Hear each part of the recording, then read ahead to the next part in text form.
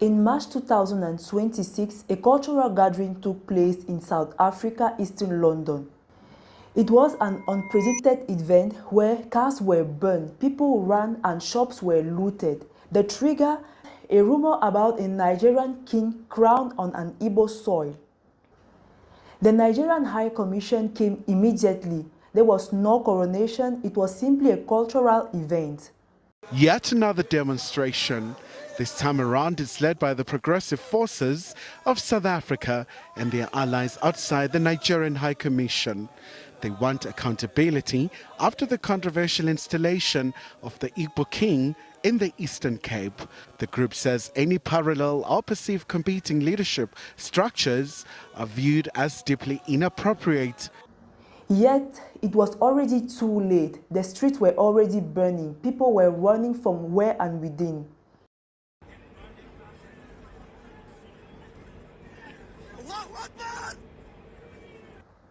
Today, we go beyond the surface, not to report the fire that had been burning, but to report the fuel that had been burning for decades.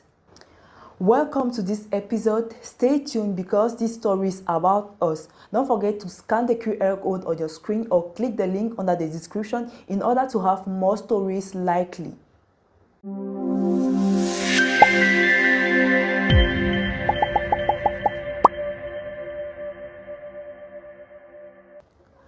Let's start with what actually happened. On March 31st, 2026, in East London, a coastal city in South Africa, Eastern Cape Town province, a community event took place, an Igbo cultural gathering, the kind of gathering that Nigerian community across the world organize regularly.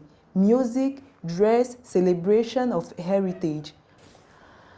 But in the days that followed, something dangerous spread online. A claim that a man named Solomon Eziko had been crowned as an Igbo king on South African soil, that a foreign traditional ruler had declared authority inside South Africa.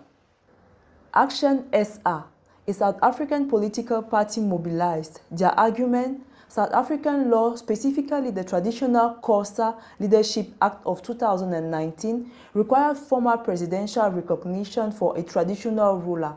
No foreigner can simply be crowned king on this soil.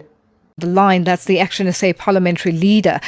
You know, it's interesting, Ethel, how this has unfolded, because initially when it came out, the news broke, everyone thought it was a joke. Now clearly this is happening and it is unfolding. What is your take on? You've already touched on how the Nigerian embassy or High Commissioner responded, and should we take this lightly? Absolutely not to be taken lightly, and if I can judge by the sentiments and the passion that was on display today during the march, that the people of the Eastern Cape have taken this announcement of the coronation of an Igbo king from Nigeria in KuGompo, East London, have taken that as very serious provocation. But the protests turned violent. Vehicles were burned, foreign-owned properties were targeted. But there is a critical fact. Nigerian High Commission of Pretoria released an official statement. No coronation, no territorial claim, no political intent. It was a cultural gathering, misread, weaponized, and at blaze. So, why was the country already primed to explode? That is the real question. As South Africans, our cultures and norms have been really disturbed. Our livelihood has been disturbed, emotionally, physically. Now, when we are saying emotionally, physically, you cannot go and create a coronation in somebody's land. Land is something spiritual. People died for land, of which now I would always put this in inverted commas. A coup has been done. Treasonous act has been done. So when we have brought this memorandum to the High Commission here, we are saying we are asking them, we are demanding them, we are asking for full accountability. And when we are saying accountability, those who are participating in that coronation, those who have done that coronation need to be brought to book. To understand South Africa in 2026, you have to confront a number that explains everything: 32%. That is the national employment rate among youth in South Africa. Those of 35, it climbed above 40%.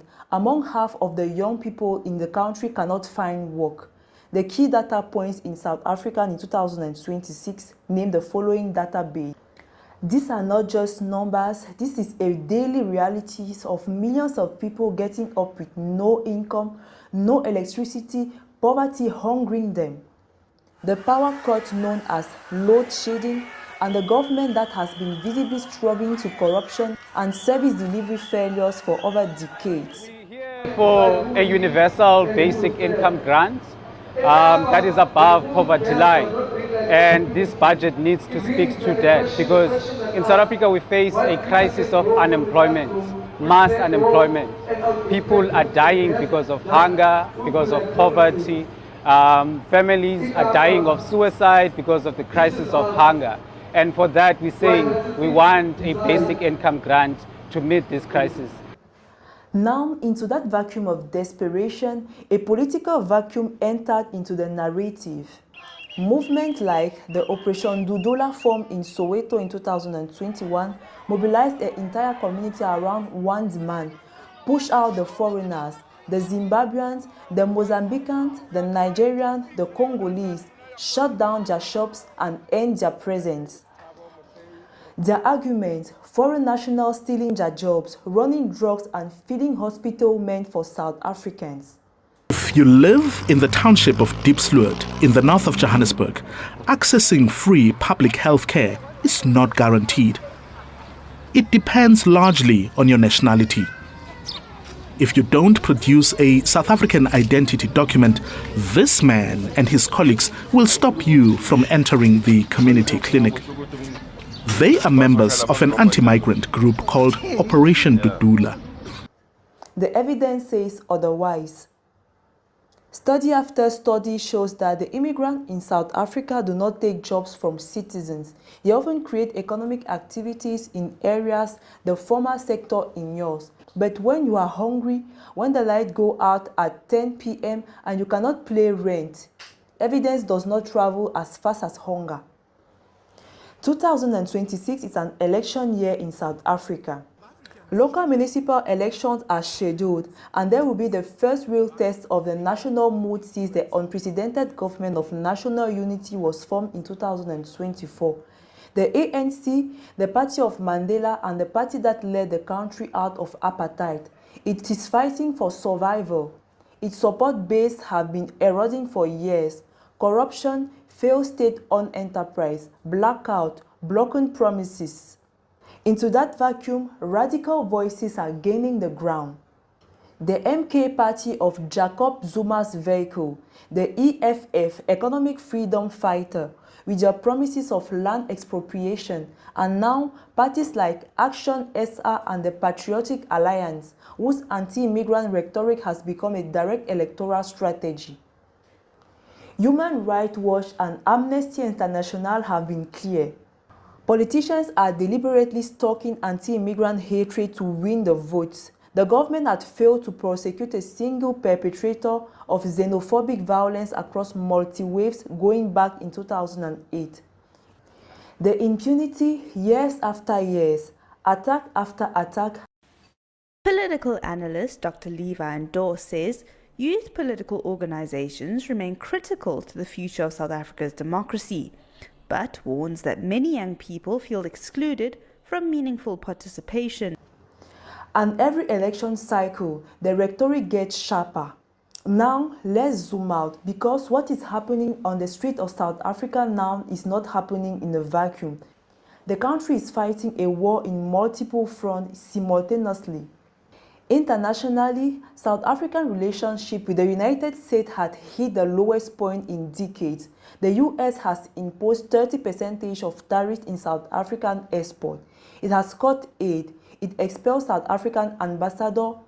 Why? Officially over land reform, on the debate on whether the government can expropriate white-owned land. The ongoing tensions between South Africa and the US have now surged to boiling point. Washington has threatened consequences over what it deems as slights against its officials. It's accusing Pretoria of blocking its officials from rendering aid to Afrikaners. The US says, quote, it will not tolerate such behavior. The row follows a raid on a non-governmental US refugee processing center in Johannesburg earlier this week. 7 Kenyans have since been deported for working at the center illegally. They did not have work permits. And then came Will for Peace in 2026. Joint naval exercise in South African waters involved China, Russia and Iran. Washington accused Pretoria of coaxing up adversaries, the South African government scrambling to damage control. It is a geographical mess. Well, the Trump administration has thrown another spanner in the works just days before the G20 summit kicks off in Johannesburg. Beyond boycotting the crucial gathering, Washington has now warned Pretoria against pushing for a joint statement at this weekend's summit. The diplomatic standoff is even trickier as South Africa prepares to pass the baton to the United States at the end of this year. South Africa is also looking likely to be excluded from the 2026 G20 summit. The meeting Trump is hosting at the Own Golf Resort in Miami. After leading the G20 in 2025 with a strong African agenda, Pretoria may not even get a seat at the table. All this matter internally. A government under siege internally finds it harder to lead with moral authority at home, and the street feels that weakness. And I think that some of our other partners will find our willingness or our determination not to allow South Africa to participate to be mistaken. One of those partners, Chancellor Friedrich Merz of Germany, says they hope to change President Trump's mind and get him to reconsider including South Africa in the meetings. Some analysts say without South Africa, the Global South lacks a leading voice to help drive change during the meetings. It may be scoring a cultural and political point for the United States, but in the long run, it is going to have a detrimental impact on global economy. So, what do people really want in South Africa today? Many of the young people that I'll be speaking to in the next few moments are hoping that some consideration should be put towards ensuring that they are able to get jobs once they leave these institutions. In fact, they tell me of some of their peers who've left institutions and were not able to get jobs. I guess we've constantly heard, President Cyril Ramaphosa as well as the finance minister previously, center the budget particularly and center the country's way forward if I can, specifically when we talk about unemployment and the unemployment of young people. I'm joined by some at the University of Johannesburg.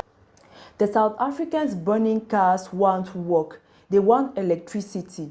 They want a government that listens.